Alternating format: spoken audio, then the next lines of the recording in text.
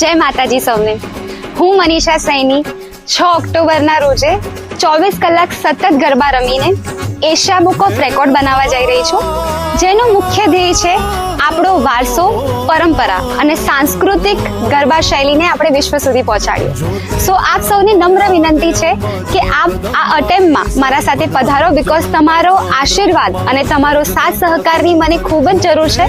તો ચલો આપણે આપણી ગરબા શૈલીને વિશ્વ સુધી પહોંચાડીએ. જય માતાજી.